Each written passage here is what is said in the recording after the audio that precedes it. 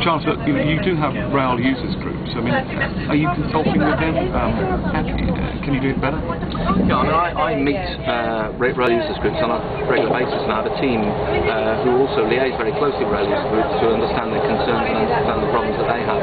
So we've also established now a stakeholder advisory board, which is drawn from passengers and from members of staff to help us in decision making and policy making for the company. And these are a group of passengers, 8 passengers, who've come together and given up their time freely to help us in making the right choices for passengers. So that's a new commitment, something we only started in the autumn of last year, and something I want to build on and help in terms of improving services and making the right choices for passengers.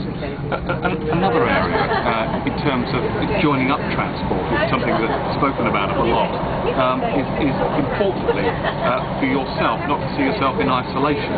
So what are you doing working with the local highways agencies and the local transport agencies, local councils, etc.? What are you doing to work better with them? Again, the same team who liaise with rail user groups also liaise with local authorities, and we look for opportunities to work with local authorities to make sure that we integrate transport services more closely together, but also to cooperate on things like safety and security as well, because often local authorities have initiatives in place, such as crime and disorder partnerships with the police, where we can actually link it with them and work together and find a better way of improving not only transport services but also safety and security and other things as well.